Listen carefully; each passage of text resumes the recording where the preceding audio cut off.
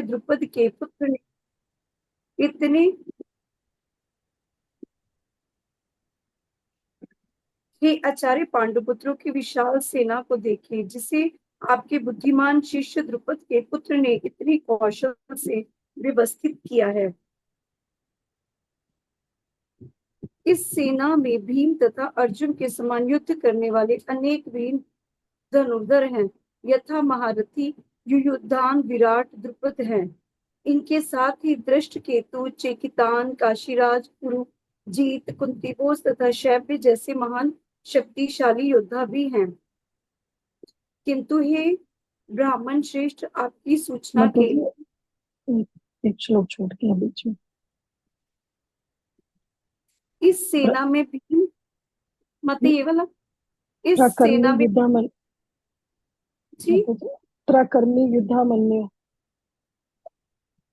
अत्यंत शक्तिशाली उत्तमौजा, सुभद्रा का पुत्र तथा द्रौपदी के पुत्र, ये सभी महारथी हैं। आगे बढ़िए। मेरी सेना में स्वयं आप, भीष्म, कर्ण, कृपाचार्य, अश्वत्थामा, विकर्ण तथा सोमदत्त का पुत्र भूरिश्रवा आदि हैं, जो युद्ध में सदैव विजय रहे। ऐसे अन्य अनेक वीर भी हैं जो मेरे लिए अपना जीवन त्याग करने के लिए उद्यत हैं। वे विविध प्रकार के हथियारों से सुसज्जित हैं और युद्ध विद्या में निपुण हैं। हमारी शक्ति अपरिमेय है और हम सब पितामह द्वारा भली भांति संरक्षित हैं, जबकि पांडवों की शक्ति भीम द्वारा भली भांति संरक्षित होकर भी सीमित है। अतएव सैन्य व्यूह में अपने अपने मोर्चों पर खड़े रहकर आप भी भीष्म पितामह को पूरी सहायता दें। तब पुरुवंश के वयोवृद्ध परम प्रतापी एवं व्यर्थ पितामह ने सिंह गर्जना की सी ध्वनि करने वाले अपने शंख को उच्च स्वर में से बजाया, जिससे दुर्योधन को हर्ष हुआ। ठीक है, हरे कृष्णा माता जी। हरे कृष्ण। माता जी आगे से प्रयास कीजिए, जब भी आपने रीडिंग करनी हो ना, तो आप अपना कैमरा ऑन कीजिए। ठीक है, ओके, हरे कृष्ण माता जी। ठीक है, हरे कृष्णा। हाँ जी, अंजू माता जी आप पढ़िए। हरे कृष्ण माता जी। हरे कृष्ण।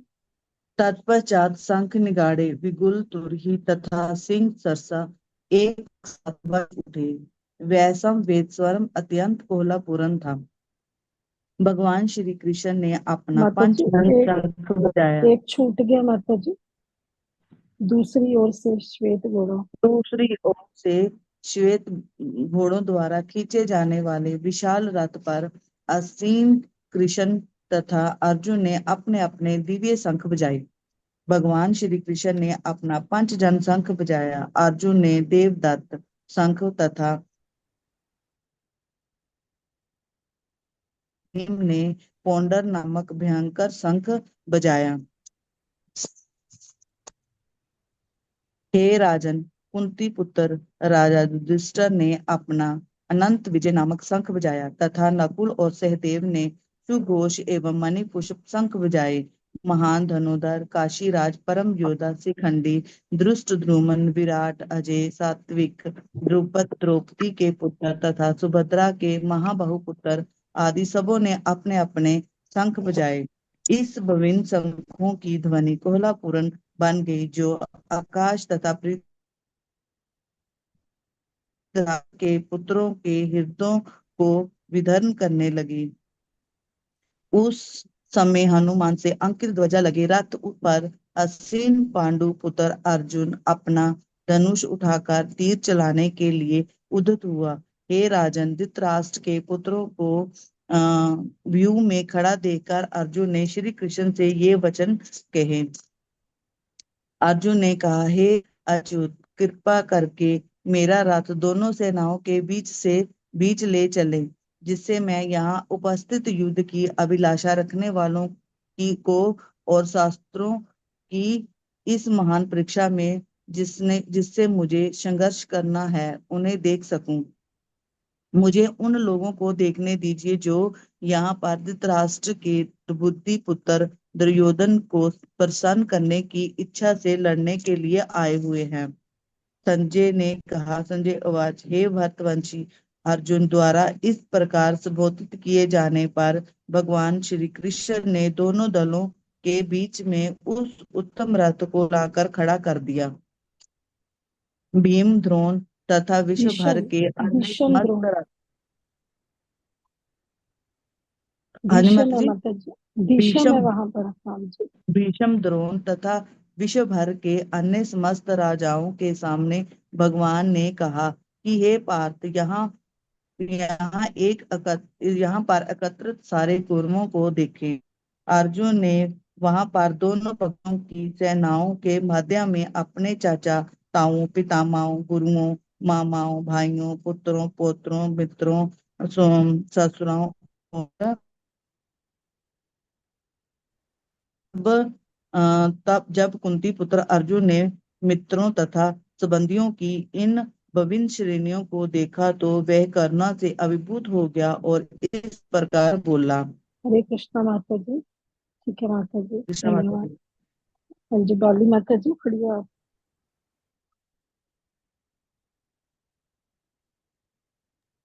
हरे कृष्ण माता जी। हरे कृष्ण। अर्जुन उवाच, अर्जुन ने कहा, हे कृष्ण, इस प्रकार युद्ध की इच्छा रखने वाले अपने मित्रों तथा संबंधियों को अपने समक्ष पक्ष से देखकर मेरे शरीर के अंग कांप रहे हैं और मेरा मुंह सूखा जा रहा है। मेरा सारा शरीर कांप रहा है, मेरे रोंगटे खड़े हो रहे हैं, मेरा गांडीव धनुष मेरे हाथ से सरक रहा है और मेरी त्वचा जल रही है। मैं यहाँ अब और अधिक खड़ा रहने में असमर्थ हूँ। मैं अपने को भूल रहा हूँ और मेरा सिर चकरा रहा है। हे कृष्ण, मुझे तो केवल अमंगल के कारण दिखाई दे रहे। हे कृष्ण, इस युद्ध में अपने ही स्वजनों का वध करने से ना तो मुझे कोई अच्छाई दिखती है और ना मैं उससे किसी प्रकार की विजय, राज्य या सुख की इच्छा रखता हूँ। हे गोविंद, हमें राज्य, सुख तथा इस जीवन से क्या लाभ, क्योंकि जिन सारे लोगों के लिए हम उन्हें चाहते हैं वही इस युद्ध भूमि में खड़े हैं। हे मधुसूदन, जब गुरुजन, पितृगण, पुत्रगण, पितामह, मामा, ससुर, पौत्रगण, साले तथा अन्य सारे संबंधी अपना अपना धन एवं प्राण देने के लिए तत्पर हैं और मेरे समक्ष खड़े हैं, तो फिर मैं इन सबको क्यों मारना चाहूंगा, भले ही वह मुझे क्यों ना मार डाले। हे जीवों के पालक, मैं इन सबों से लड़ने को तैयार नहीं, भले ही बदले में मुझे तीनों लोग क्यों ना मिलते हों। इस पृथ्वी की तो बात ही छोड़ दें। भला धृतराष्ट्र के पुत्रों को मारकर हमें कौन सी प्रसन्नता मिलेगी। यदि हम ऐसे आतताइयों का वध करते हैं तो हम पर पाप चढ़ेगा। अतः यह उचित नहीं होगा कि हम धृतराष्ट्र के पुत्रों तथा उनके मित्रों का वध करें। हे लक्ष्मीपति कृष्ण, इससे हमें क्या लाभ होगा और अपने ही कुटुंबियों को मारकर हम किस प्रकार सुखी हो सकते हैं। हे जनार्दन, यद्यपि लोभ से अभिभूत चित्त वाले यह लोग अपने परिवार को मारने या अपने मित्रों से द्रोह करने में कोई दोष नहीं देखते, किंतु हम लोग जो परिवार के विनाश करने में अपराध देख सकते हैं, ऐसे पाप कर्मों में क्यों प्रवृत्त हो। कुल का नाश होने पर सनातन कुल परंपरा नष्ट हो जाती है और इस तरह शेष कुल भी अधर्म में प्रवृत्त हो जाता है। हे कृष्ण, जब कुल में अधर्म प्रमुख हो जाता है तो कुल की स्त्रियां दूषित हो जाती हैं और इस तत्व के पतन से ही वृष्णिवंशी अवांछित संतानें उत्पन्न होती हैं। हरे कृष्ण माता जी, धन्यवाद आपको। हाँ जी, मोनिका माता जी आप खड़ी हो। हरे कृष्ण माता जी। हरे कृष्ण। अवांछित संतानों की वृद्धि से निश्चय ही परिवार के लिए तथा पारिवारिक परंपरा को विनष्ट करने वालों के लिए नारकीय जीवन उत्पन्न होता है। ऐसे पतित कुलों के पुरखे पितृलोक गिर जाते हैं, क्योंकि उन्हें जल तथा पिंड दान देने की क्रियाएं समाप्त हो जाती हैं। जो लोग कुल परंपरा को विनष्ट करते हैं और इस तरह अवांछित संतानों को जन्म देते हैं, उनके दुष्कर्मों से समस्त प्रकार की सामुदायिक योजनाएं तथा पारिवारिक कल्याण कार्य विनष्ट हो जाते हैं। हे प्रजापालक श्री कृष्ण, मैंने गुरु परंपरा से सुना है कि जो लोग कुल धर्म का विनाश करते हैं वे सदैव नरक में वास करते हैं। ओह, कितने आश्चर्य की बात है कि हम सब जघन्य पाप कर्म करने के लिए उद्यत हो रहे हैं। राज्य सुख भोगने की इच्छा से प्रेरित होकर हम अपने ही संबंधियों को मारने पर तुले हैं। यदि शस्त्रधारी धृतराष्ट्र के पुत्र मुझ निहत्थे तथा रणभूमि में प्रतिरोध ना करने वाले को मारे तो ये मेरे लिए श्रेयस्कर होगा। संजय उवाच, संजय ने कहा, युद्ध भूमि में इस प्रकार कहकर अर्जुन ने अपना धनुष तथा बाण एक और रख दिया और शोक संतप्त चित्त से रथ के आसन पर बैठ गया। इस प्रकार श्रीमद् भगवत गीता के प्रथम अध्याय कुरुक्षेत्र के युद्ध स्थल में सैन्य निरीक्षण का भक्ति अनुवाद पूर्ण हुआ, भक्ति वेदांत अनुवाद पूर्ण हुआ। हरे कृष्णा प्रभु जी।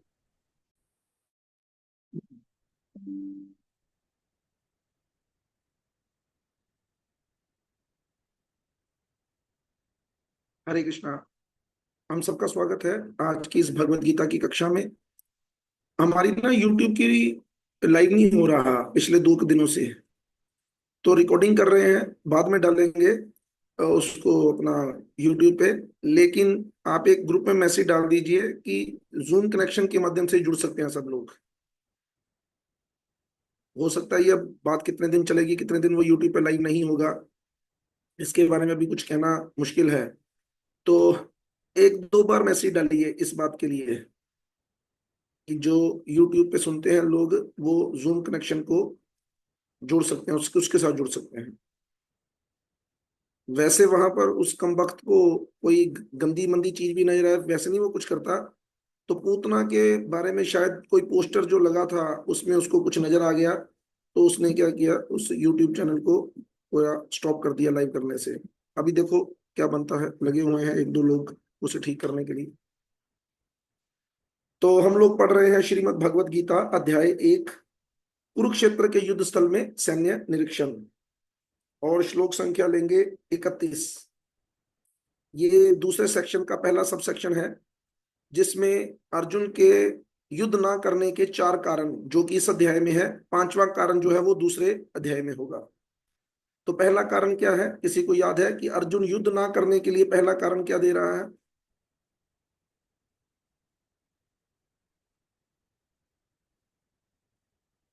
बोल सकते हैं? हरे कृष्ण प्रभु जी। करुणा दया आ गई थी ना उसके संबंधी। तो ये दया भक्तों के अंदर जरूर होनी चाहिए, इस दया का भाव जरूर रखना चाहिए। तो अब इस भाव को ही व्यक्त करते हुए वो क्या बोल रहे हैं? रक्षा प्रभु जी। हाँ जी प्रभु जी। प्रभु जी, रिकॉर्डिंग हो रही है कि मैं रिकॉर्डिंग कर दूं? रिकॉर्डिंग जो है वो प्रिय राधिका माता जी कर रहे हैं। अरे ठीक है प्रभु जी। हरे कृष्ण। ना च श्रेय अनुपश्यामि हत्वा स्वजनम आहवे ना कांगे विजयम कृष्ण ना च राज्यम सुखानि च। तो अर्जुन आगे एक प्ली दे रहा है, पीछे उसने क्या बोला था ये मैं कंफर्म करना चाहता हूँ। ये 28 से 31 ही था ना, कि 28 से 30 था पहला कारण? 28 से 30 ही ना? हाँ जी प्रभु जी, 30 तक था। 31 से 5। हाँ जी, नो एंजॉयमेंट के। अब 31 से लेकर क्या आएगा 35 तक? No enjoyment. 5। हाँ जी, 5 श्लोक से आगे। हाँ 35 तक ही है। ठीक है ठीक है, उसके बाद वो तक कहेगा है। पाप लगेगा। तो ये अब वो हाँ दूसरा जी। कारण दे रहा है। पहला कारण हमने सुन लिया है कि उसके मन में करुणा आई है। अब जो पहला लक्षण था ना, वो तो फिर भी लग रहा था कि भक्त का लक्षण है, मान लेते हैं, मान लेते हैं। हालांकि वो था नहीं, वो भी शरीर स्तर पर था। वो बाद में भगवान काटेंगे इसे बात को कि तू दया नहीं कर रहा, असली दया तो इन्हें बचाने में नहीं, इन्हें मारने में है। उसी प्रकार अब दूसरा कारण हुआ ना, वो तो सामने सामने लग रहा है कि इंद्र तृप्ति है। अभी सीधी सी बात है, हमने करोड़ों रुपए कमा लिए, जैसे कुछ लोग फॉरेन चले जाते हैं ना। अच्छा सोच के देखो, वो फॉरेन में करोड़ों रुपए कमाकर अपने गांव में कोठी क्यों बनाते हैं? 99% इसलिए नहीं बनाते कि उनको आके रहना है, वो 99% इसलिए बनाते हैं कि यार लोग की वेखणगे तो लोगों को पता चलेगा, जेडे अपने रिश्तेदार है जिन्हें सज्जन ने उन्होंने पता चलेगा। तो बेसिकल रिश्तेदार सज्जन नहीं, अपनी समृद्धि से कोई जलने वाला ही ना हो तो उस समृद्धि का भी कोई लाभ नहीं होता।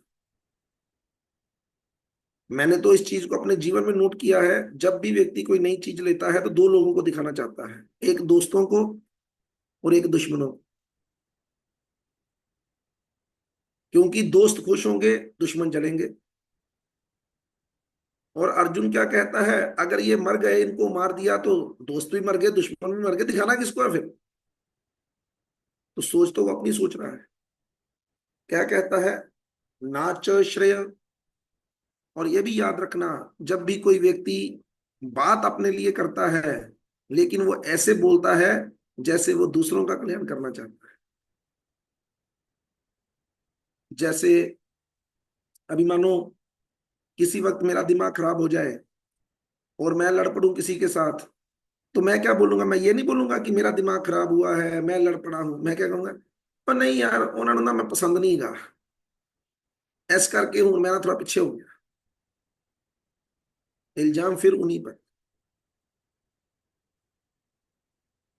अच्छा, तू उनको पसंद नहीं, उन्होंने थोड़ा तेरे को बोला कि तू यहां से मत चला जा, या तो वो धक्के मारकर मुझे यहां से निकाल दे, फिर तो समझ लगे कि उन्होंने निकाला है। गया तो तू अपनी मर्जी, इसका मतलब तू चाहता है। कहता है ना च श्रेय, ना तो मुझे श्रेय भी दिख रहा है कोई। इस शब्द के ऊपर भी आगे चलकर बड़ी बात होगी। बेसिकली अर्जुन यहां पर अपना श्रेय नहीं, अपना प्रिय देख रहा है। और हम लोग भी यही गलती करते हैं। हम लोग सोचते हैं कि हम इस काम में अपना श्रेय प्राप्त करेंगे, लेकिन वो हमारा प्रिय काम होता है। जैसे कल पठानकोट में थे ना, तो कोल्ड ड्रिंक सर्व हो रही थी। तो एक माता जी विजय वर्मा प्रभु के पास आई, तो उन्हें कहती हैं कि प्रभु जी कोल्ड ड्रिंक। कहते ना ना की करने। तो आगे से वो क्या कहती, कहती कोई गल नहीं भाभी, नहीं वो माता जी नहीं वेखण दे, मतलब उनकी पत्नी के बारे में कहती है, मतलब कि उनसे छुप कर पी सकते हो।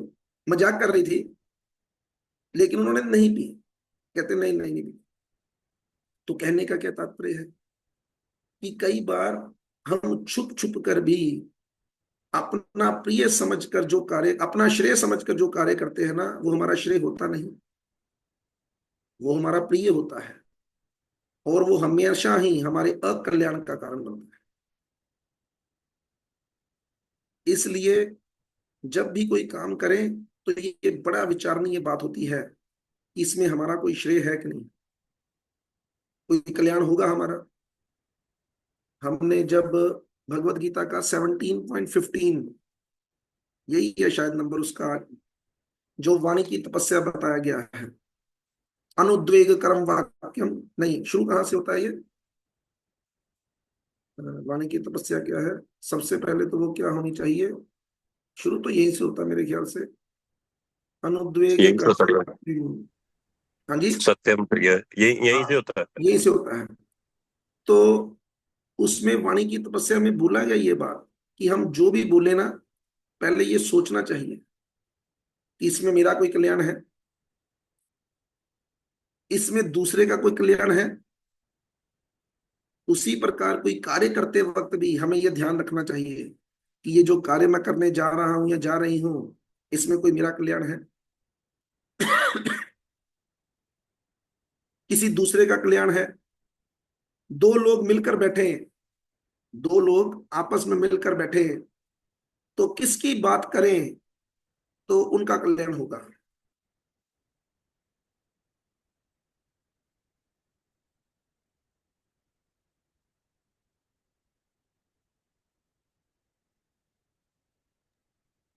मैंने तो बड़ा आसान सा ही सवाल पूछा ये। हरे कृष्ण भी भगवान का।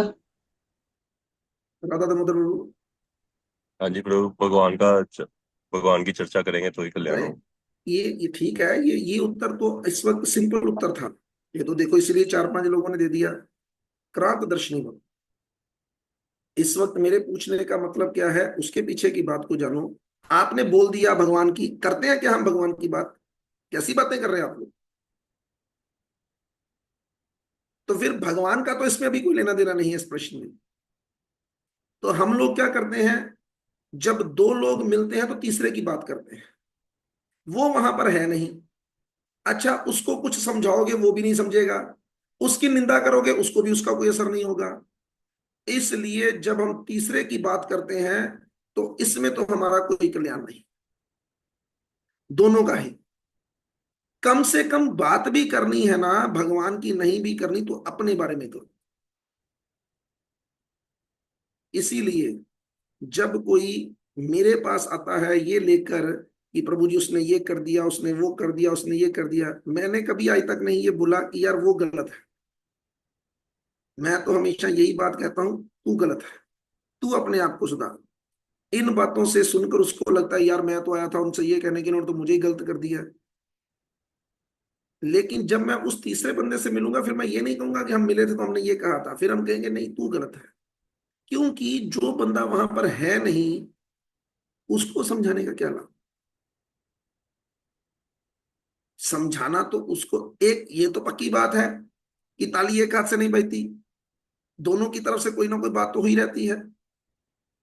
तो इसलिए भगवान की बात करेंगे तो हमारा परम कल्याण होगा अगर दो लोग मिलेंगे तो।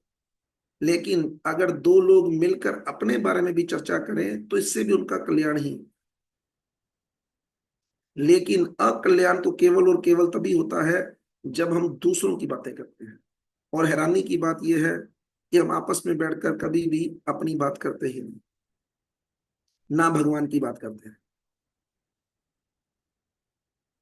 जबकि भगवत गीता का 10.9 यही कहता है, प्राणा बोधयंती परस्परम कथयंतश्च माम नित्यम तुष्यंती च प्रणंती च। अगर संतुष्टि चाहिए, संतुष्ट होते हैं भक्त लोग इसमें, भगवान की कथाओं में।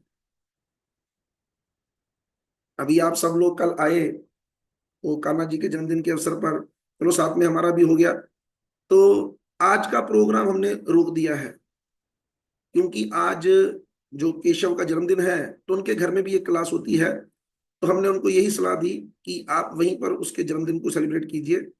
यहाँ पर कितना और खिलाएंगे, कल इतना कुछ खाया है, ठीक है कि नहीं, और कितना खाएंगे, तो आज रुक जाते हैं। तो आज इसी बहाने मुझे याद आ गया कि आज केशव का जन्मदिन है। गौर भूमि माता जी और राधा दामोदर प्रभु जी का पुत्र है वो। तो भक्ति में आगे बढ़े, परिवार पूरा ही भक्ति में आगे बढ़े। इन शुभकामनाओं के साथ हरे कृष्ण महामंत्र का उच्चारण करते हैं। हरे कृष्ण कृष्ण कृष्ण हरे हरे, हरे राम राम राम हरे हरे। तो मैंने एक बार बता दिया, मैसेज भी डाल देंगे कि आज घर में कोई क्लास नहीं है। और दूसरी एक और सूचना है कि वैष्णव हिज होलीनेस वैष्णव महाराज अमृतसर में आए हैं। तो एक प्रोग्राम हम सब लोगों के लिए ओपन है, बाकी प्रोग्राम तो सबके लिए ओपन नहीं है, उनमें तो जिसको बुलाया जाएगा वही जा पाएगा। लेकिन कल सुबह मंदिर में भागवतम करेंगे। तो मैं आप सब लोगों से प्रार्थना करता हूं कि जो जो आ सके वो जरूर आए। प्रसाद भी मिलेगा खाने के लिए, आपको सुबह का खाना बनाने की जरूरत नहीं, लेकिन फिर भी उनको सुनने के लिए, और मैं तो ये कहूंगा उनके दर्शन करने के लिए। साधु संग सर्व शास्त्र कहे, लव मात्र साधु संग सर्व सिद्धि हुए। तो अभी क्लास के बाद हम एक बार पूछेंगे, क्योंकि मुझे एक नंबर देना है वहां पर कि कितने लोगों के लिए प्रसाद बनाए। तो बाद में पूछेंगे कि कौन कौन लोग आएंगे, क्योंकि अभी तो कुछ लोग अभी नहीं हैं, कल के इतने थक गए हैं कि अभी तक उठ नहीं पाए हैं वो, और अभी भी सोए हुए हैं।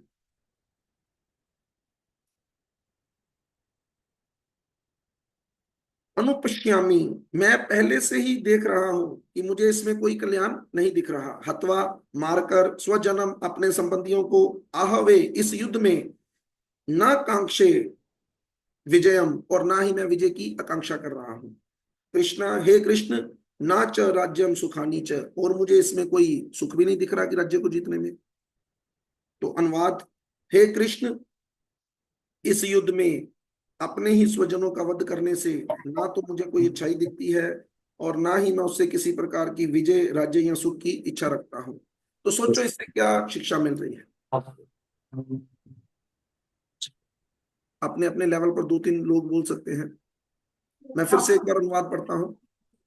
हे कृष्ण, इस युद्ध में अपने ही स्वजनों का वध करने से ना तो मुझे कोई अच्छाई दिखती है, और ना ही मैं उसमें किसी प्रकार की विजय, राज्य या सुख की इच्छा रखता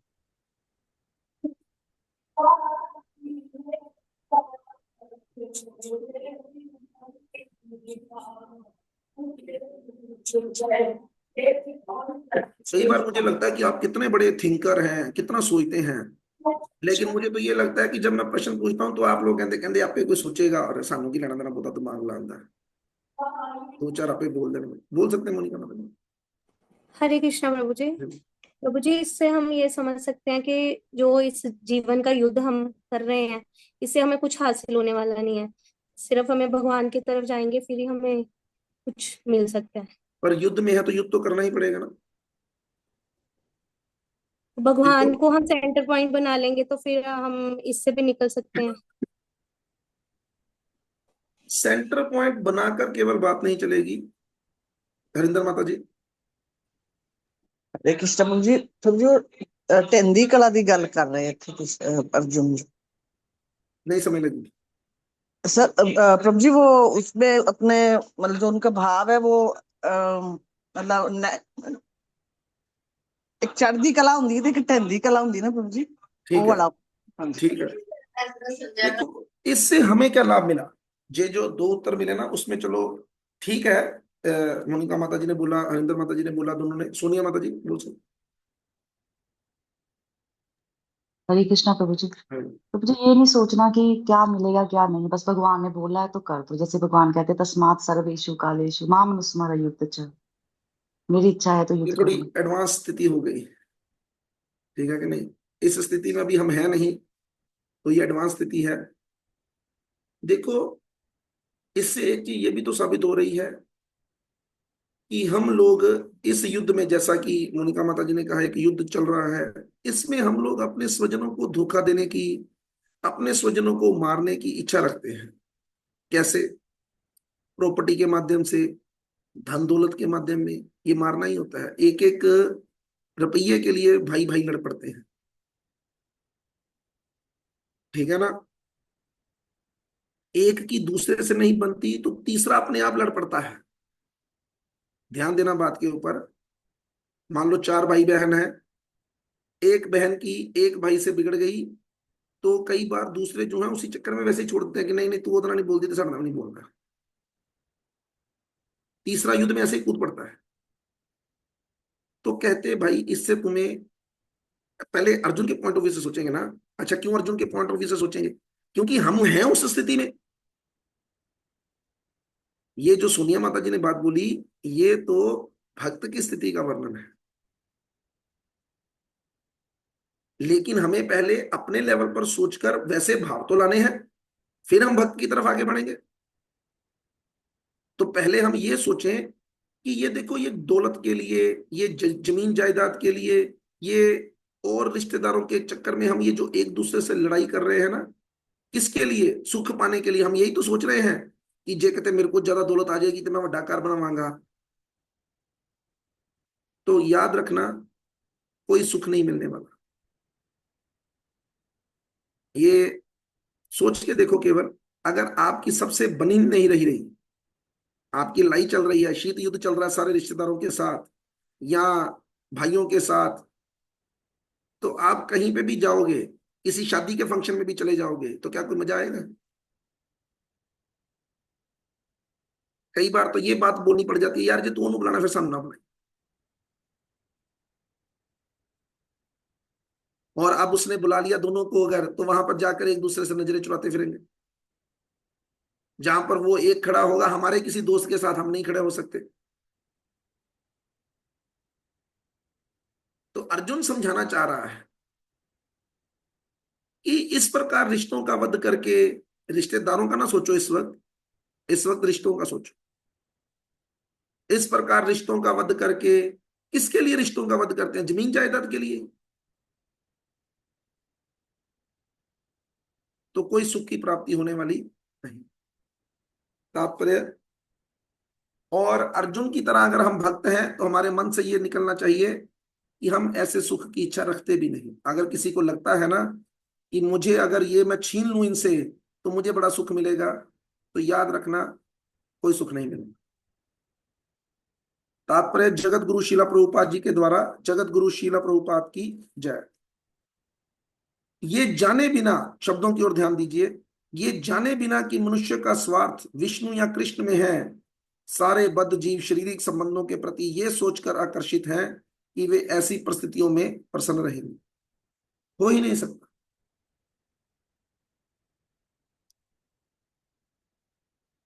ऐसी देहात्म बुद्धि के कारण वे भौतिक सुख के कारणों को भी भूल जाते हैं। शरीर तभी प्रसन्न रहता है जब मन प्रसन्न होता है।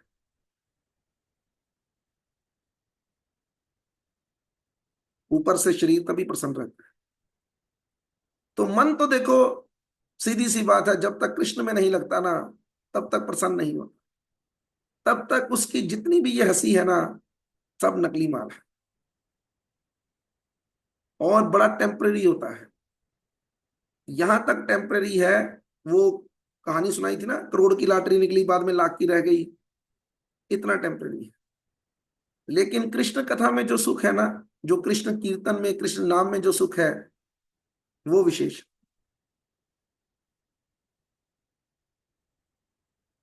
अर्जुन तो क्षत्रिय का नैतिक धर्म भी भूल गया था। तो इससे हमें क्या शिक्षा मिली? हम भी इस अध्यात्म बुद्धि के कारण अपने नैतिक धर्म ही भूल गए हैं। सोच के देखो, हम में से प्रत्येक व्यक्ति को क्या चाहिए? वो केवल मैं और मेरे के बीच में फंस गया है। मैनू दवो, बाकिया नु किसी नु दवो ना दवो।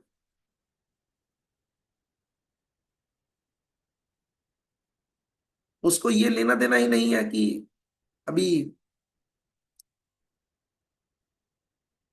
जब प्रसाद भी लगता है ना, तो तब कोई याद नहीं रखता कि कोई और भी है, तब सबको अपनी अपनी पड़ जाती है। लेकिन जब भक्ति में हम आगे बढ़ेंगे, तो सब लोग अपने आप ये फील करेंगे कि धीरे धीरे करके हमारे अंदर सद्गुण आने शुरू हो। और अब हम किसके बारे में सोच रहे हैं? दूसरों के बारे में।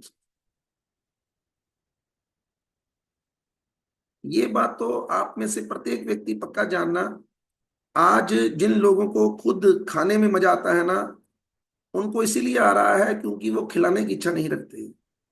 जिस दिन खिलाने में मजा आ गया ना, तो उस दिन लगेगा कि बाद में खुद कुछ भी ना खाओ तब भी बड़ा मजा आता है। जब 20 लोग 50 लोग ये बोलकर जाते हैं ना, बड़ा अच्छा लगा यार, बड़ा मन प्रसन्न हुआ, क्योंकि वो सेवा भाव जो है ना, वो बड़ा मायने रखता है।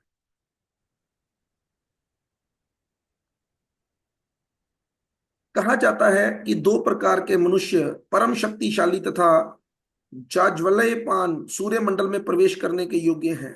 ये है, एक तो क्षत्रिय। इसमें सूर्य मंडल का क्या मतलब है, कोई बता सकता है?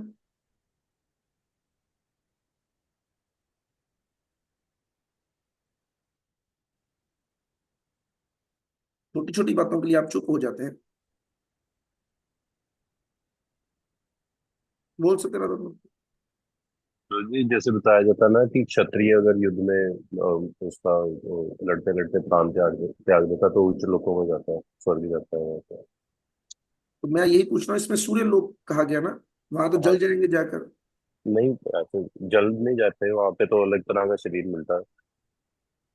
तो कहने का तात्पर्य है कि सूर्य एक स्वर्ग लोक है, उच्च लोक है। तो ऐसा नहीं समझना कि सूर्य केवल सूर्य ही है, आग का गोला है, खाली है, ऐसा नहीं है। वो भी एक लोक है, सूर्य लोक, चंद्र लोक। तो सूर्य लोक में कौन कहते हैं? स्वर्ग लोक में एक क्षत्रिय जो कृष्ण की आज्ञा से युद्ध में मरता है। तो इस लाइन का क्या मतलब है? हर क्षत्रिय नहीं जाएगा। कौन सा क्षत्रिय जाएगा?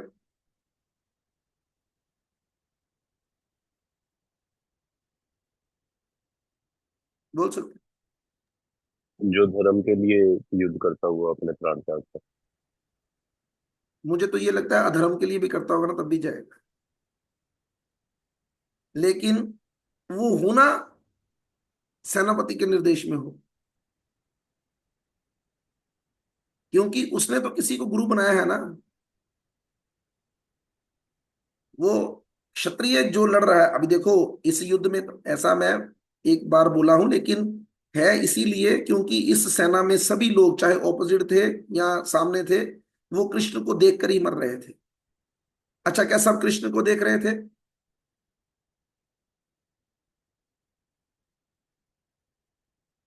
नहीं देख सकते।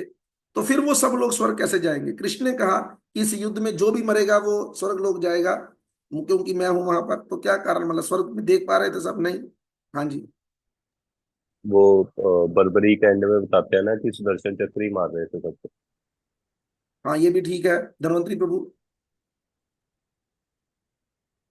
हरे कृष्णा प्रभु प्रभु, वो अपना क्षत्रिय धर्म निभा रहे थे सभी। हाँ, वो जो क्षत्रिय धर्म निभाने वाली बात है ना, वही मैंने बोली पहले। लेकिन अब उसको थोड़ा चेंज भी करते हैं ना। क्षत्रिय धर्म में कई बार क्या होता है, फिर कई लोग क्या हैं, प्रभु जी धर्म करते करते भी। तो दूसरी लेकिन तरफ, प्रभु उनको ऋण भी था ना, वो जो अपने बॉस का बात को मानना पड़ेगा, मैं वो भी वही कह धर्म। रहा हूँ, वो वही हो गया ना क्षत्रिय धर्म। अरे, एक और बात भी वहां पे मेरे दिमाग में अभी आई कि अगर वो कृष्ण को नहीं देख पा रहे थे, लेकिन कृष्ण तो सबको देख रहे थे ना। तो इससे एक चीज ये भी याद रखनी है कि हम कृष्ण को ना देख पाए, लेकिन अगर कृष्ण भी हमें देख रहे हैं ना, तब भी हमारा कल्याण हो जाए। तो इससे क्या सीखने को मिला? अभी थोड़ी देर पहले वैष्णव महाराज जी का एक क्लिप उन्होंने अपने उसमें भेजा। द्वारका मंदिर में शायद वो लेक्चर कर रहे हैं, और वहां पे वो क्लिप काट कर भेजा गया। कहते हैं, अगर इस संसार में किसी व्यक्ति को भगवान का एक सेकंड के लिए भी दर्शन हो जाए तो इनफ, सारी जिंदगी के लिए। ध्रुव महाराज जी की उदाहरण और नारद मुनि की पिछले जन्म की उदाहरण है। वो कहते छोड़ो, दर्शन को छोड़ो, अगर कोई अच्छे से कृष्ण के बारे में सुन भी ले तो ये भी इनफ है। सोच के देखो, हम में से किसने अभी कृष्ण को देखा है? हमने तो अपने कानों से ही देखा ना। और जिस विग्रह को हम देखने जाते हैं उसे हम भगवान मानते नहीं, लेकिन कृष्ण को सुनकर जिस विग्रह को हम देखने जाते हैं ना, वो विग्रह हमें देख लेता है। हम भगवान की नजरों में आ गए। मैंने कई बार उदाहरण दी है ना। डॉक्टर के पास जाते हैं डॉक्टर को देखने के लिए नहीं, डॉक्टर को दिखाने के लिए। इसीलिए हम सब लोगों को मरीज बनकर हॉस्पिटल में उसमें होटल उसमें मंदिर में जाना चाहिए, और डॉक्टर समझना चाहिए सामने बैठे भगवान के विग्रह को। मोनिका पिछले इतवार को जब हम बटाले से आए, तो जब उन्होंने हमें रास्ते से लिया तो कहती कहती प्रणाम करने के बाद ऐसे भागते हैं बाहर, बेटा मेरा साथ में जाता, जैसे दर्शन करने चला जाता है इतवार के इतवार, कि पता नहीं क्या आग लगी है। तो कहने का क्या तात्पर्य है कि जब डॉक्टर के पास जाए ना तो अच्छे से दिखाना चाहिए। डॉक्टर साहब मेरे ना टिड्डी की पीड़ हो रही है। डॉक्टर साहब मेरी बाह में थोड़ी दर्द हो रही है। आप लोगों हम लोग करते क्या डॉक्टर के पास जाके, जिसको 500 दिया होता है। अच्छा, डॉक्टर वो हार्ट का है और दिल की बीमारी का ही डिस्कस करने गए हैं, लेकिन फिर भी उससे, डॉक्टर साहब मेरी ना 3-4 दिन हो गए बाह में दर्द हो रही है। तो वो भी अच्छा हो तो कहते फिर इसे हड्डियां डॉक्टर को जाओ, मेरे को की करंट है, 500 बखरा खर्चो। लेकिन ये जो डॉक्टर है ना, इसके पास हर रोग का इलाज है, हर रोग। लेकिन उसके लिए समय चाहिए ना बताने के लिए। भगवान के पास जाकर पहले अच्छे से खड़े हो जाना चाहिए, फिर अच्छे से खड़े होकर पहले मन में सोचना चाहिए। असल में जो व्यक्ति बढ़िया है ना, जो पेशेंट चाहता है कि डॉक्टर मुझे अच्छे से देखे, वो जाकर सबसे पहले डॉक्टर का भी हालचाल जरूर पूछता। अपनापन बनाने के लिए थोड़ा, और डॉक्टर साहब ठीक हो, और बच्चे कहाँ हैं आजकल, जो जान थोड़ी जान पहचान रखता है, फिर डॉक्टर को भी लगता है अपनापन, फिर वो भी बातें करता है, फिर वो समय ज्यादा मिलता है थोड़ा डॉक्टर को बताने के लिए। और जो समझदार लोग होते हैं ना, वो सीधा बीमारी की जड़ पर आते ही नहीं, वो धीरे धीरे बातें करते हैं। इसी प्रकार भगवान के सामने जाकर भी थोड़ा ऐसा करना चाहिए। तो कहते ये, एक तो क्षत्रिय जो कृष्ण की आज्ञा से युद्ध में मरता है, तथा दूसरा सन्यासी जो आध्यात्मिक अनुशीलन में लगा है। और अनुशीलन का मतलब भी समझना है, ठीक है कि नहीं? अनुशीलन का मतलब पीछे पीछे चलना, कि जो उन्होंने किया है, जिस रास्ते पर सन्यासी आध्यात्मिक जीवन में चले हैं पहले वाले, उनके पीछे पीछे। अर्जुन अपने शत्रुओं को भी मारने से विमुख हो रहा है। अपने संबंधियों की तो बात ही छोड़ दो, वे सोचता है कि स्वजनों को मारने से उसी जीवन में सुख नहीं मिल सकेगा, स्वजनों को मारने से उसे जीवन में सुख नहीं मिल सकेगा, अतः वे लड़ने का इच्छुक नहीं है। तो इसी प्रकार हम भी कौन सा कार्य करते हैं, बोलो?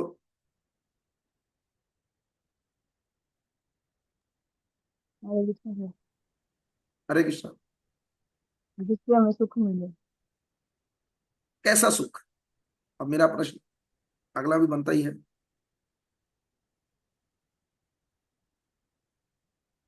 तो दो प्रकार के सुख होते हैं।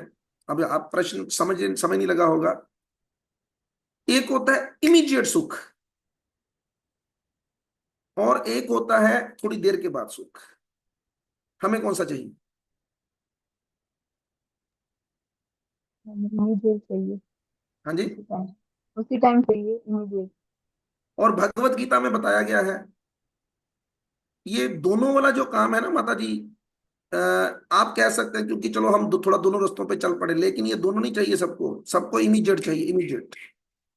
अभी मैंने खेत में बोया, अभी लाओ फल लाओ, अभी अभी क्या अभी।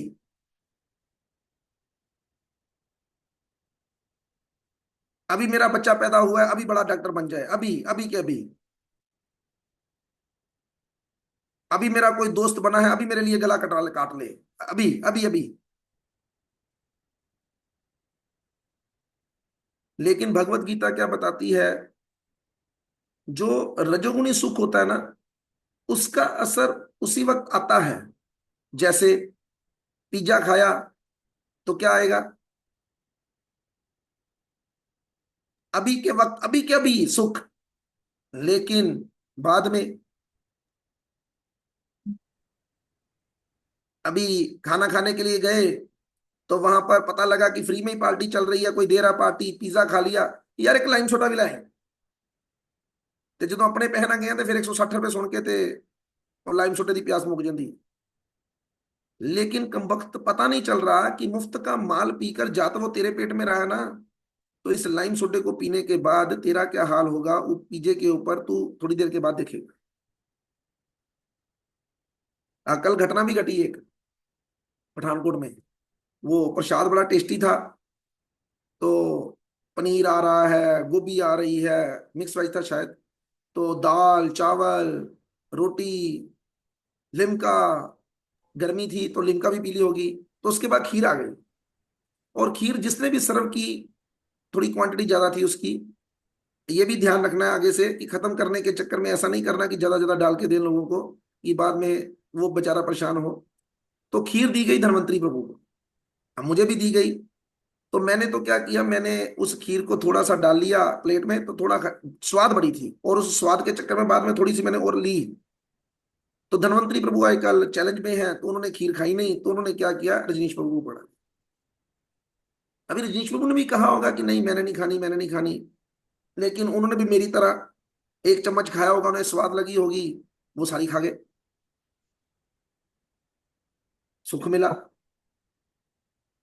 ऊपर से एक आधा स्पंची रसगुल्ला सर्व करने के लिए कोई आया, मैंने भी स्पंची रसगुल्ला देखकर मैं क्या भी, दिल तो नहीं कर रहा और पेट तो नहीं जवाब दे रहा, लेकिन चलो आधा दे दो, तो आधा खा लिया।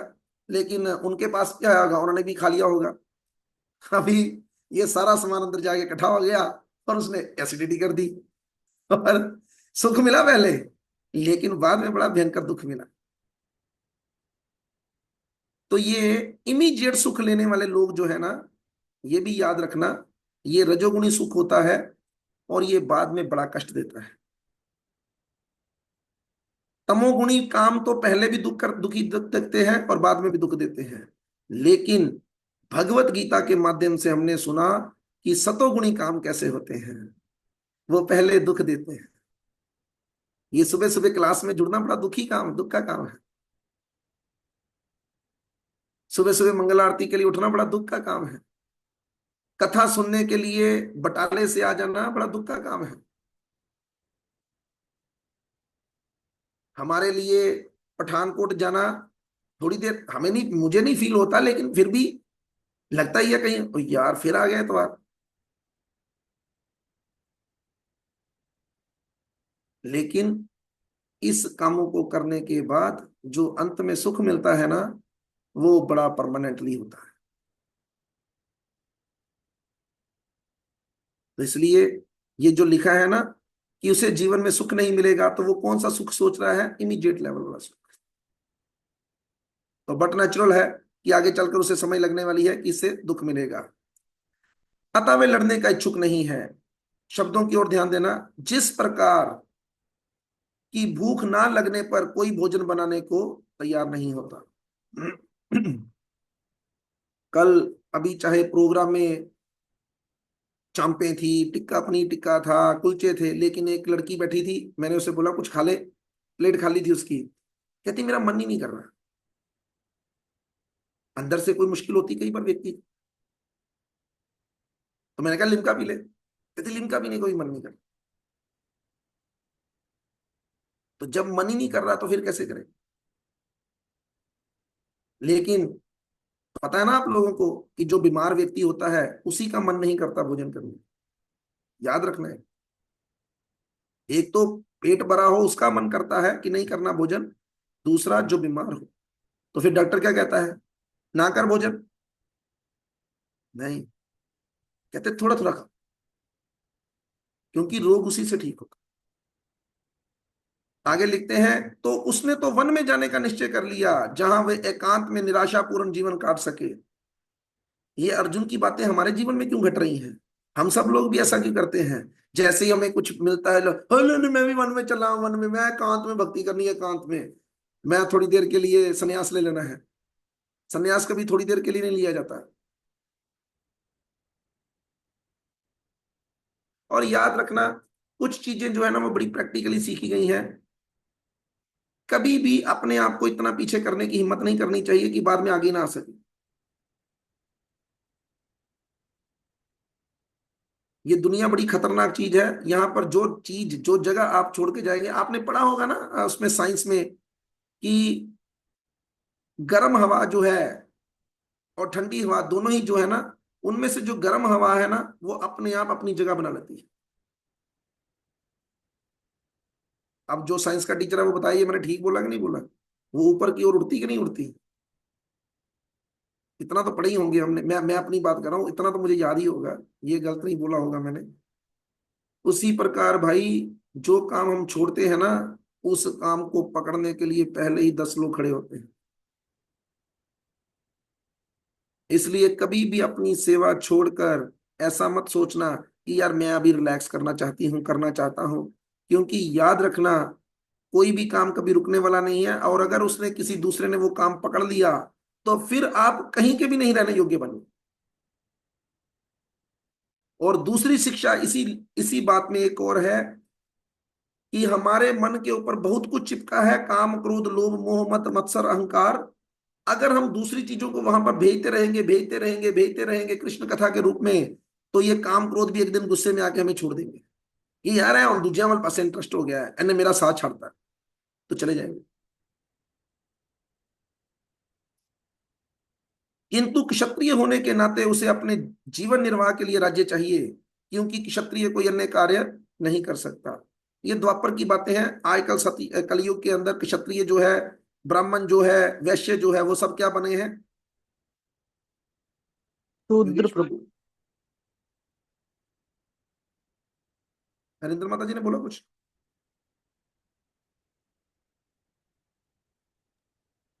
शूद्र बोला प्रभु जी।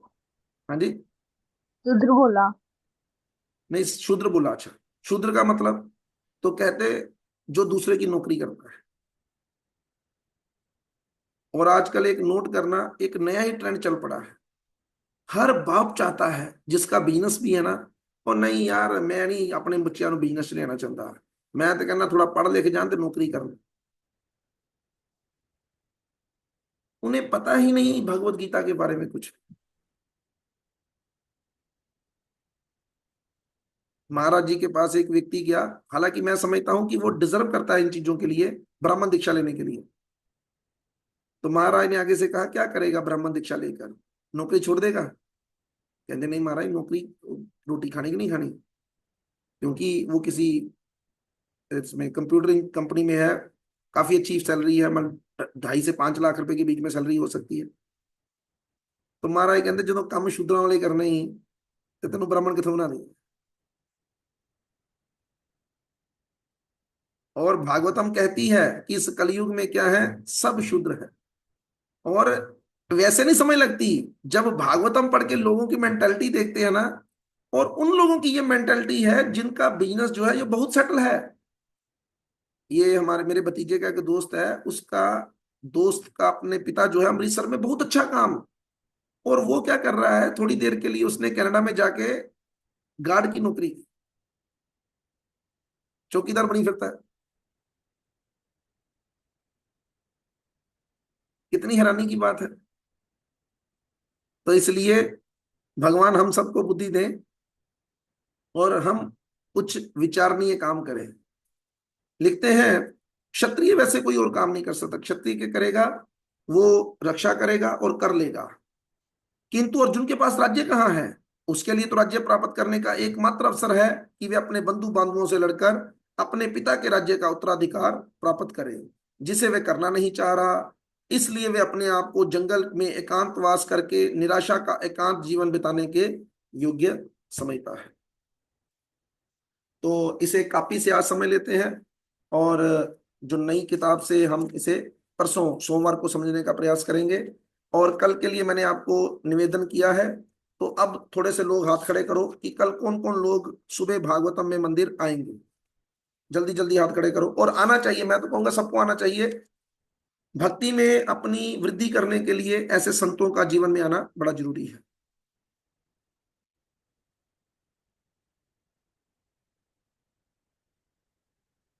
हरे कृष्णा प्रभु जी, टाइमिंग क्या है? टाइमिंग भागवतम की 8 बजे ही रहती है। हो सकता है महाराज 5-10 मिनट लेट आए, लेकिन हमें 8 सवा 8 के बीच का ही टाइम रखना है। थोड़ी लेट भी आओ, मुझे उसमें कोई इतराज नहीं, लेकिन आओ। 8 से सवा 9 बजे तक मेरे ख्याल से क्लास चलेगी।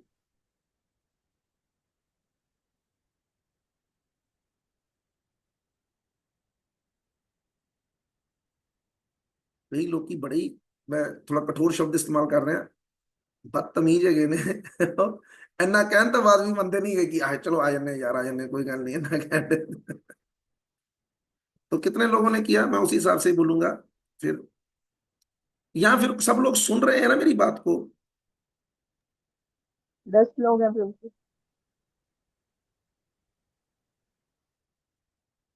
मैं फिर से एक बार अपने बात को दोहरा रहा हूं, कल हिज होलीनेस वैष्णव महाराज जो है वो मंदिर में श्रीमद् भागवतम की कथा करेंगे।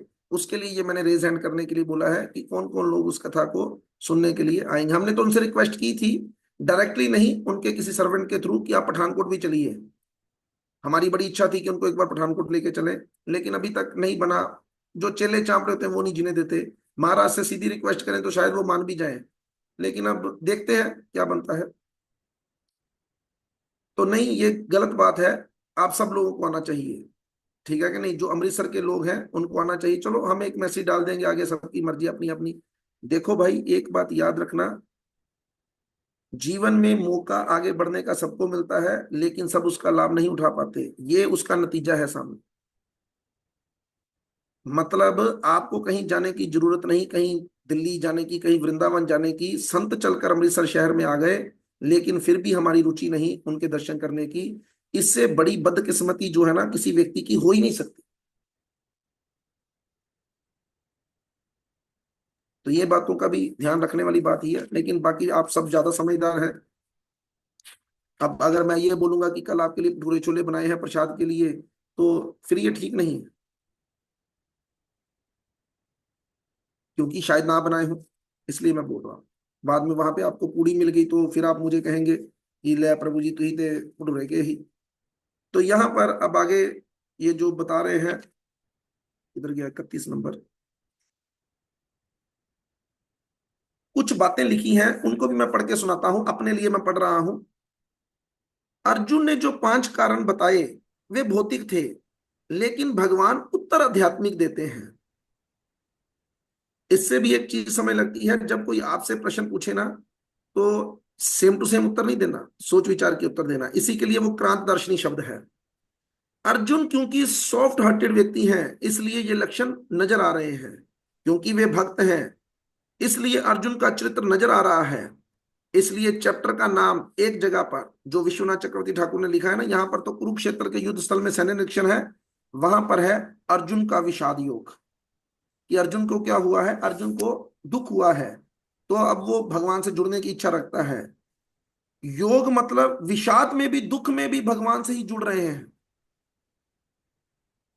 पहला लक्षण अर्जुन कह रहा है कि मुझे दया आ रही है कि सबके शरीर छूट जाएंगे, तो भगवान उत्तर क्या देंगे, मैंने बताया हुआ आपको 2.12 से लेकर 2.30 तक दूसरे अध्याय में भगवान इसका उत्तर देंगे। तो फिर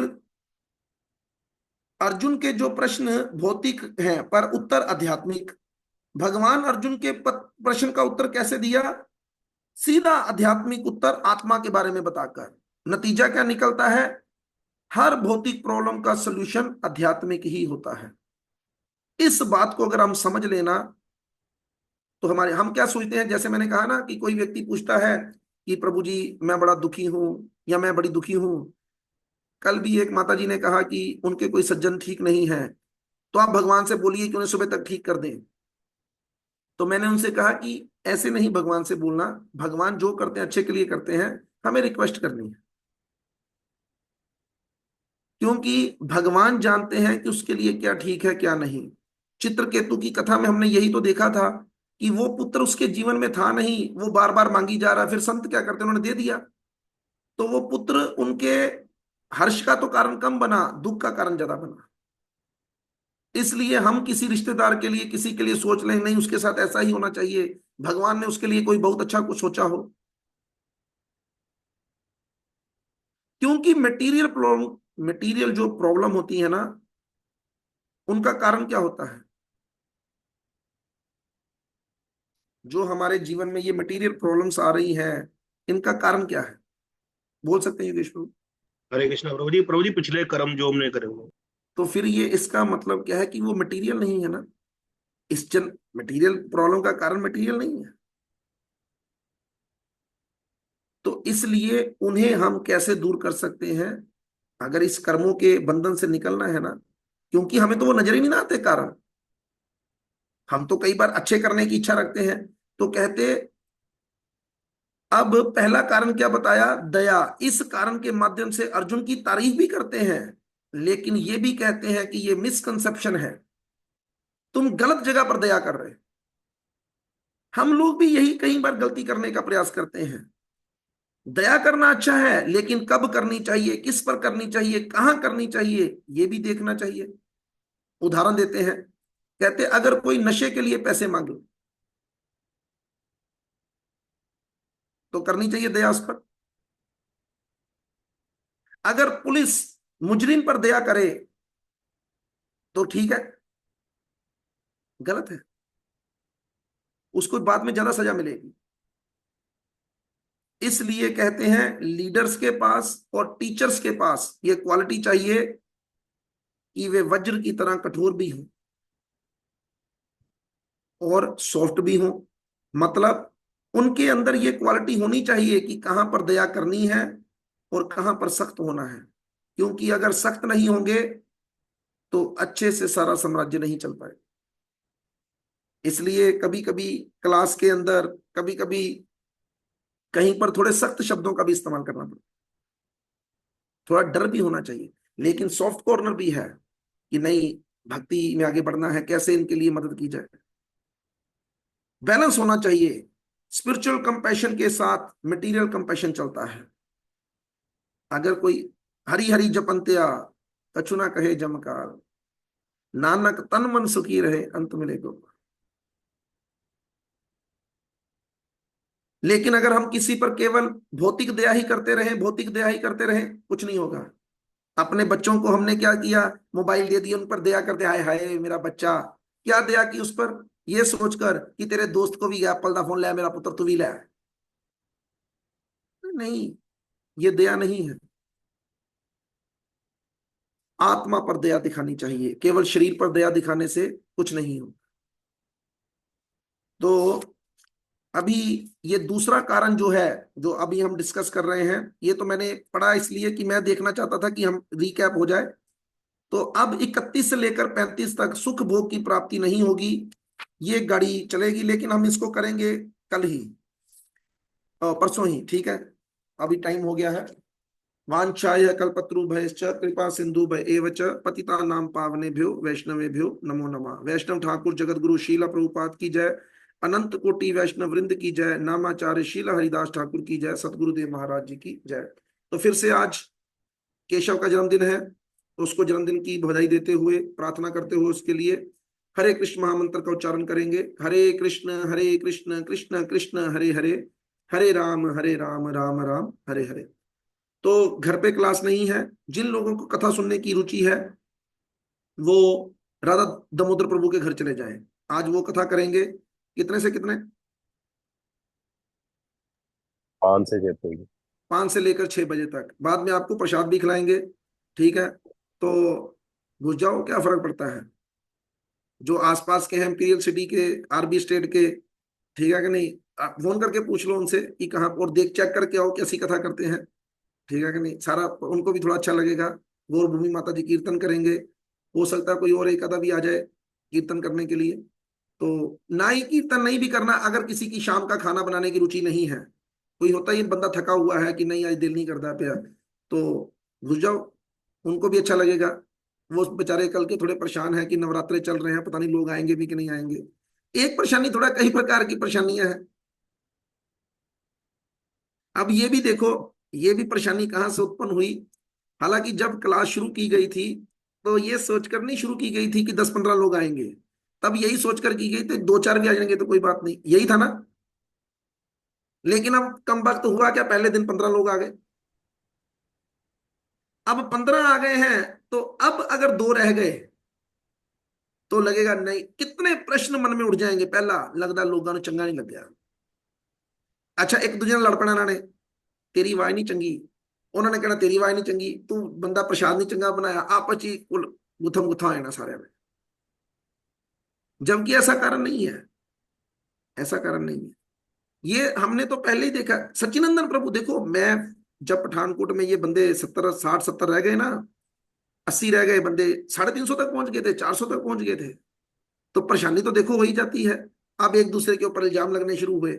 सबसे पहले मैंने अपने ऊपर इल्जाम लगाया, मैं कहा तू हर वाले रोज ही वड़ जन्ना थे कथा करने वास्ते, तेरी कथा जो दम ही नहीं गा, लोगी की सुनने वास्ते आन, वक्को वक बंदे बुला। एक कहंदा कि पैसे बड़े मंगदे तुसीं, ਜਦੋਂ ਵੇਖੋ ਜਿਹੜਾ ਤੁਹਾਡੇ ਕੋਲ ਤੁਰਿਆ ਉਹਨਾਂ ਨੂੰ ਪੈਸੇ ਦੇ ਦੇ, प्रसाद स्पॉन्सर कर दे, प्रसाद स्पॉन्सर कर दे। अच्छा, पहले ये कहते थे, जब हमने प्रसाद स्पॉन्सर बंद कर दिया, हमने कहा कि भाई हम खिलाएंगे खुद, अब कहते हैं कि यार उदों प्रसाद स्पॉन्सर करते ही ना, ਜਿਹੜਾ प्रसाद स्पॉन्सर करता ही अपने नाल 20-25 ਬੰਦੇ ਲੈ ਕੇ ਆਂਦਾ ਸੀ, ਤਦ ਕਰਕੇ ਬੰਦੇ ਵੱਧੇ। मैं कहा यार हद होगी, दसो उधर भी नहीं जीन देंगे, इधर भी नहीं जीन देंगे, हम जाइए किधर। अच्छा, बड़ी परेशानी चल रही, 2-3 हफ्ते, महीना 2 महीने बड़ी परेशानी चली। फिर मैं एक बार गुरु महाराज से मिलने के लिए जब गया वृंदावन, तो वहां पे सच्चिनंदन प्रभु मिले। तो उन्होंने पूछा, कहते कैसा चल रहा है। मैं कहा प्रभु जी यार बड़ी मुश्किल हो गई है, बंदे 400 तक पहुंच गए, हूं सारे 80-90-100 रह गए ने। अच्छा, ਜਿਹੜੇ 80-90-100 रह गए ही ना, वो मैनू 125 नजर आते ही, लेकिन मैं जब दूसरे से पूछता था किन्ने बंदे, कहता 70-80 रह गए बस। मैं कहता या नहीं 125 लगता है, कहता नहीं नहीं मैं गिने ने 70-80 रह गए। तो सच्चिनंदन प्रभु ने बड़ी अच्छी बात बोली, कहते ऐसे ही होता है।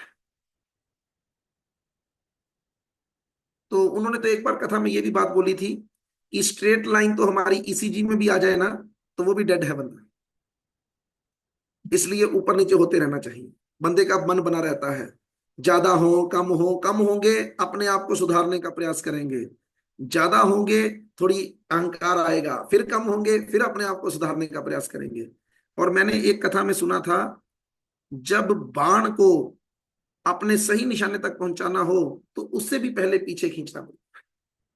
तो इसलिए कभी कभी भगवान हमें आगे भेजने के लिए एक बार थोड़ा सा पीछे खींचते हैं। तो इसलिए चिंता नहीं, ऐसा नहीं इन्होंने फोन किया, बात की, एक और प्रभु है परिवार, तो वो भी मुझे फोन करके पूछते हैं कि प्रभु जी ऑफलाइन च बंदे ही 4 रह गए ने, कदी 3 कदी 4 ते बंद ना कर दवा। तो फिर मैंने भी उनसे कहा, मैं कहा भी कथा क्लास किसके लिए कर रहे हैं? देखो पहला विचार रखो दिमाग में, हम ये जो क्लास कर रहे हैं किसी के लिए नहीं कर रहे, अपने उद्धार के लिए कर रहे हैं। एक भी आए ना, एक भी, और ये भी याद रखना भगवान कभी ऐसा दिन नहीं आने देंगे कि कोई ना आए।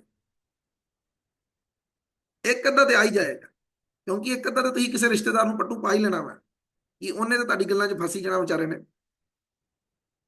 तो गाड़ी चल जाती है उससे। तो उनको भी बात समझ लगी, तो कहते हैं कि ठीक है। क्योंकि देखो ऑफलाइन क्लास से क्या बेनिफिट होता है, ऑनलाइन क्लास में मैंने माइक नहीं लगाया हुआ, मैं जय राधा माधव नहीं बोलता, मृदंग के ऊपर मैं कीर्तन नहीं कर सकता, तो मैचिंग ही नहीं होती कुछ। लेकिन जब हम ऑफलाइन क्लास करेंगे ना, तो हमें बहुत कुछ सीखने को मिलेगा। माइक के ऊपर कैसे बोलना है, ये सब चीजें हमें पता चलेगी। आज एक व्यक्ति के सामने आंखों में आंखें बैठकर कथा करेंगे ना, कल 100 व्यक्तियों के बीच में कथा करने की हिम्मत आएगी। ये 2 बार राधा दामोदर प्रभु अपने घर में कथा कर लें, इनकी हिम्मत बढ़ जाएगी। तो इनके लिए तो ओपन है मार्केट, बिल्कुल। जब मर्जी भागवतम करने के लिए मंदिर में आ जाए, हफ्ते में 1 दिन इनको अभी मिल जाएगा। अभी ऐसे मिल जाएगा, मेरे पास 2 दिन है, मैं अपना एक छोड़ दूंगा, किसी को बोलने की जरूरत नहीं। और जैसे ही इन्होंने वो चीज पकड़ी, तो वहां पे तो लोग हैं ही है ना, तो अपने घर में नहीं, मतलब तो क्या है, अपने आप को प्रचार में लगाना, तो वो मंदिर में शुरू हो जाए। तो इसलिए हम जो कर रहे हैं उससे कभी पीछे नहीं हटना है, हमेशा एक कदम आगे बढ़ाना है। ये बाकी लोगों को समझ नहीं लगा, मैंने बोला था 3-4 लोगों को, धन्वंतरी प्रभु को बोला, निमाई प्रभु को बोला, इंद्रदेव प्रभु को बोला कि मंदिर में भागवतम करने में रुचि बनाओ, उससे आपकी बोलने की शैली अच्छी होगी। लेकिन ध्यान ही नहीं किसी। धन्वंतरी प्रभु को लगता है कि हम अपनी ही क्लास करके ठीक हो जाएंगे, उन्हें लगता है ऐसा। लेकिन जब भागवतम के ऊपर चर्चा करोगे, एक श्लोक के ऊपर 1 घंटा बोलना पड़ेगा, तब देखो कैसे बोलने की कैपेसिटी बढ़ती है। लेकिन सबको लगता है कि मैं पागल हूं, तो हाँ मैं हूं पागल, ठीक है कि नहीं? हरे कृष्ण। किसी के मन हरे में कोई कृष्णा। प्रश्न है तो कर सकते हैं, अन्यथा फोटो ऑन कीजिए। कैमरे वाला कितनी देर से कैमरा खोल के बैठा है, उसे भी जाना है कहीं, बोल सकते हैं प्रिय राधिका मैम। हरे कृष्ण। हरे कृष्ण। सर जो आपने 2 कारण बताए थे ना, एक निमित्त कारण और एक उपादान कारण, वो एक बार दोबारा से हाँ, वो सोमवार को समझाएंगे। एक बार मैं अच्छे से पहला श्लोक पढ़ता हूँ एक बार, ठीक है? तो राधा दामोदर प्रभु इसका देखना कि कैसे गाड़ी चलेगी यार यूट्यूब की। फिर हाँ जी, मैं अभी फिर से चेक करता हूँ। हाँ करना है बच्चा, ठीक है? इतनों से सार लो फिर। योगेश प्रभु आज लोग जरा सुस्त हैं, परेशानी है बेचारों को, कल का ज्यादा सिस्टम बिगड़ गया है। हरे कृष्णा प्रभु जी। हरे कृष्णा बताइए। प्रभु जी कुछ कहना था कि जैसे जो प्रसाद बनाते हैं जब भगवान के लिए, तो भगवान को चिंता होती है कि ये मेरे नाम का प्रसाद बना है और ये बंटना है। तो ये जो जैसे राधा दामोदर जी क्लास कर रहे हैं, तो वो कहते हैं अपने आप ही वो बना रहा है, अपने आप ही वो बुलाता है, अपने आप ही वो ही खाता है, मतलब सब कुछ वो ही कर रहा है, ये भावना। क्या कितनी बढ़िया शिक्षा दी हरिंदर माता जी ने, ठीक है? ਇਹੋ ਜਿਹੀ शिक्षा वाले वास्ते हरिंदर माता जी ने कंसल्ट, ठीक है? हरे कृष्ण। देखो इसी बात को लेकर जैसे कल मैंने इनको बोला था, तो मैं क्या कहते कि हमें लग रहा है कि प्रसाद बच जाएगा। मैं कहा भी चिंता ना करो, दुनिया विच बहुत अजे भी भुखे गए ने, स्टेशन ते गए ने, रतन सिंह चौक च गए ने, हर जगह ते खलोते ने, किसी ने भी वंड देना। तो भगवान कभी कभी खुद अपने ही बंदों को खिलाने के लिए ऐसा अरेंजमेंट भी करते हैं, ठीक है?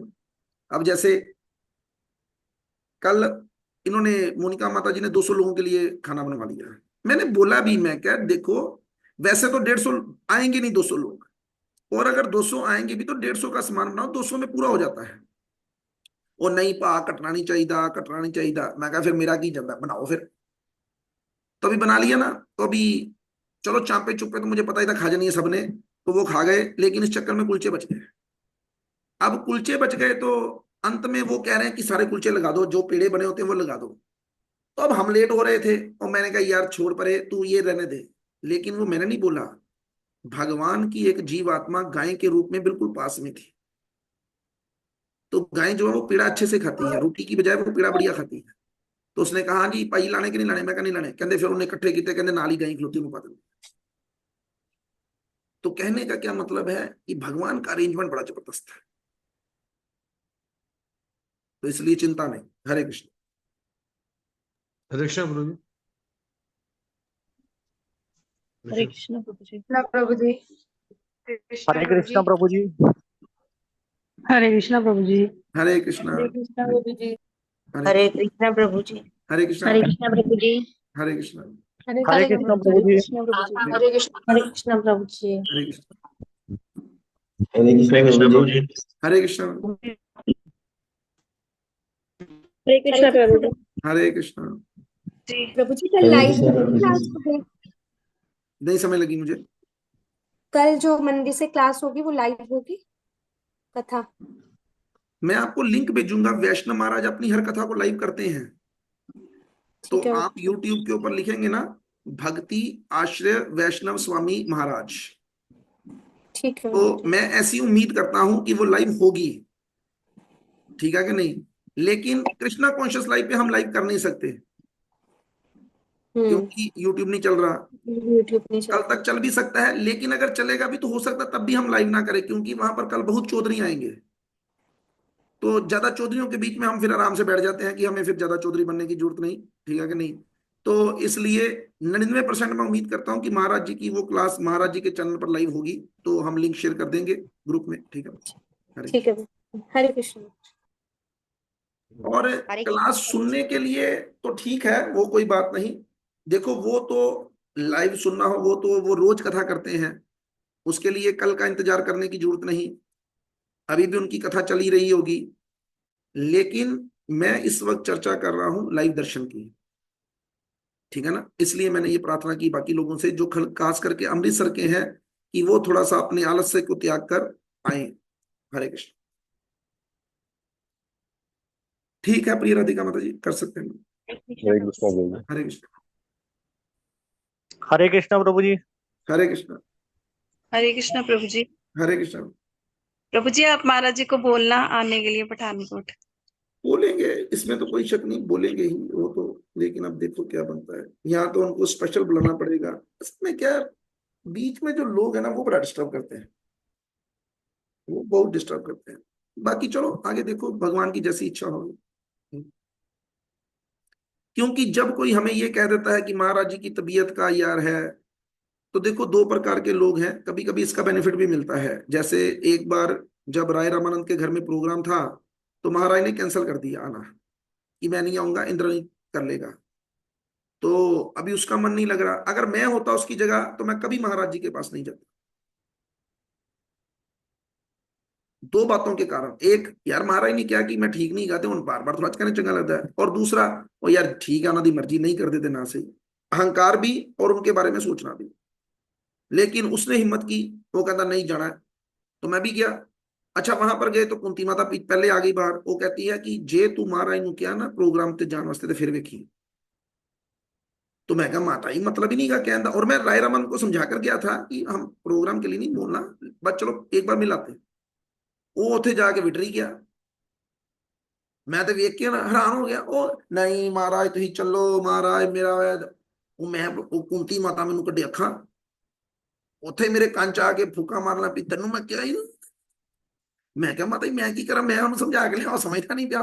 मैं गुस्से हो गया राय रमान जी से। मैं कहा यार क्या कर रहे हैं महाराज जी की, चलो चलो चलो। उठकर बाहर आ गए। तो बाहर आ गए तो हम जाने लगे तो इसकी आंखों में आंसू आ गए। अब इसकी पुकार हृदय से सच्ची थी, इसका मतलब तो यही निकला। तो अभी हुआ क्या कि कुंती माता भी, मैंने कुंती माता से माफी मांगी। कहते नहीं नहीं उसका दिल है, रो रहा है देखो अकेले में। तो चलो हम तो आ गए। तो अभी प्रोग्राम इंद्र ने शुरू कर दिया, लेकिन महाराज आ गए। एक अभी राधा माता भी चल रहा था तो शोर मच गया, महाराज आगे महाराज आगे। और ऊपर से उसकी भावना भी, वो पर्दे के पीछे जाकर रो रहा था। तो महाराज कहते ही जो आए थे रोंडे ही पर्दे के पीछे। तो इसका भावना हमें खींच लाई। तो अब ये भी बात है, अब समझ नहीं लगती कि भावना दिखाएं या क्या दिखाएं। तो कश्मकशी रहती है। तो इसका नतीजा तो बेसिकली यही है कि फिर स्वार्थी दिखाना चाहिए, भावनाएं जे ठीक है, नहीं नहीं तू ही भावे जो मर्जी हो, वो तानू जितनी मर्जी तकलीफ हो तो ही चलो सर मार, ठीक है कि नहीं। इसी को यहाँ तो भावना समझते हैं। अब मैं नहीं समझ पा रहा कि मैं किस तरफ जाऊं, क्योंकि जैसे ही कोई मुझसे ये कहेगा, मान लो मैं कहूंगा ना, पिछली बार भी हुआ ये, जिनके घर में वो ठहरे हैं, तो मैंने उनसे कहा, क्योंकि महाराज क्या कहेंगे, महाराज कहेंगे कि यार हम जिनके होस्ट हैं, जो हमारे लाए हैं हमें यहाँ पर, उनसे पूछ लो। तो उनसे पूछेंगे, वो कहेंगे यार प्रभु जी 2 घंटे जाने में लगेंगे, 2 घंटे आने में लगेंगे, 2 घंटे अब फिर महाराज वहां पे रहेंगे, थक जाएंगे महाराज। तो हम भी दानी सज्जनों की तरह थक जाएंगे, थक जाएंगे, कोई बात नहीं। जबकि महाराज कभी नहीं थकते, वो कभी नहीं थकते। तो इसलिए ठीक है, देखते हैं क्या बनता है। हरे कृष्ण। हरे कृष्णा प्रभु जी। हरे कृष्ण।